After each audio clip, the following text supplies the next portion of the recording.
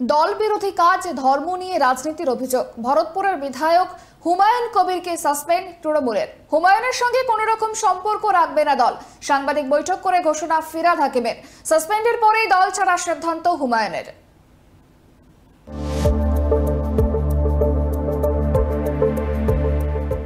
দলবিরোধী মন্তব্য করে বহুবার বিতর্কে জড়িয়েছেন ভরতপুরের তৃণমূল বিধায়ক হুমায়ুন কবির। তৃণমূলের তরফে তাকে একাধিকবার সতর্কও করা হয়েছিল। সম্প্রতি তার বেলডাঙ্গায় বাবরি মসজিদ তৈরি সংক্রান্ত মন্তব্য করে বিতর্ক আরও উস্কে দেয়। তার জেরেই এবার কড়া পদক্ষেপের পথে হাঁটল দল। বৃহস্পতিবার সকালে সাংবাদিক বৈঠক করেন ফিরহাদ হাকিম। সেখানে হুমায়ুনকে সাসপেন্ডের কথা ঘোষণা করেন তিনি। বলেন, দল হুমায়ুনের সঙ্গে কোনো রকম সম্পর্ক রাখবে না। সাসপেন্ড করছি দল থেকে। দলের সাথে তার কোনো সম্পর্ক থাকবে না। দলের সাথে তার কোনো সম্পর্ক থাকবে না।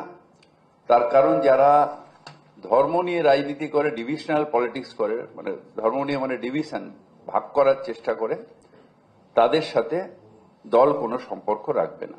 বাবরি মসজিদের নামে মসজিদ তৈরি করা নিয়ে প্রথম থেকেই বিস্তর আপত্তি ছিল কেন্দ্রীয় নেতৃত্বের, কিন্তু নিজের অবস্থানে অনড় হুমায়ুন। দলকে বুঝিয়েছিলেন কোনো অবস্থাতেই তিনি বাবরি মসজিদ নির্মাণ থেকে সরবেন না। নিজের সেই অনড় অবস্থানের কারণেই তাকে শেষ পর্যন্ত তৃণমূল থেকে ছেঁটে ফেলার সিদ্ধান্ত নিল বাংলার শাসক দল। ফিরহাদের দাবি, হুমায়ুনের এমন কর্মকাণ্ড রাজ্যের সাম্প্রদায়িক সম্প্রীতিকে নষ্ট করতে পারে।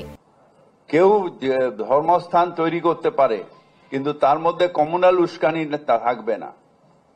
কিন্তু উস্কানি যখন হয়, যখন সেটা নিয়ে পলিটিক্স অফ হেট হয়, তখন নিশ্চিতভাবে তৃণমূল কংগ্রেস তার প্রতিবাদ করে। যদিও দলের এই সিদ্ধান্তে এক বিন্দুও বিচলিত নন বলে দাবি হুমায়ুনের। সাসপেন্ডের সিদ্ধান্তের কথা জানা মাত্রই আগামী 22শে ডিসেম্বর নতুন দল ঘোষণার কথা জানালেন তিনি। তার হুঁশিয়ারি, এভাবে তাকে দমিয়ে রাখা যাবে না। ঘোষণা মতোই বেলডাঙ্গায় মসজিদের শিলান্যাস হবে। পাশাপাশি নতুন দল গড়ে বিধানসভা নির্বাচনে 135 আসনে প্রার্থী দেবেন বলেও জানালেন ভরতপুরের তৃণমূল বিধায়ক। আমি এতে কোনো বিচলিত নই, এতে আমার কোনো দুঃখ নেই। আমি কোন রকম কোনো রিয়াকশনের জন্য যাচ্ছি না। আমার একটাই কথা, আমি পার্টির বিধায়ক আছি, পার্টির কোনো পোস্টে নেই, পার্টি সংগঠনের কোনো পোস্টের দায়িত্ব আমি নেই। আমাকে পার্টি সাসপেন্ড করেছে, আমি ওয়েলকাম জানাচ্ছি পার্টিকে।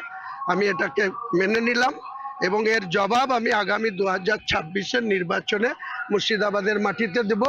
বাংলার 294টা সিটের মধ্যে 135টা সিটে আমার পার্টি কন্টেস্ট করবে। এর জবাব মুর্শিদাবাদ জেলার মানুষ দেবে, আমিও দেব। 22 তারিখে আমার নতুন পার্টি লঞ্চ করব। তারপরে বিজেপির বিরুদ্ধেও ভোটে লড়বো, তৃণমূলের বিরুদ্ধে লড়বো।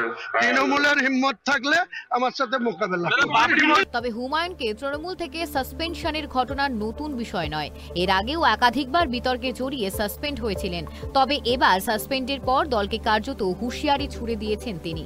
এখন দেখার তার সাসপেনশনের ভবিষ্যৎ কি হয়। Bureau report, KTV Bangla.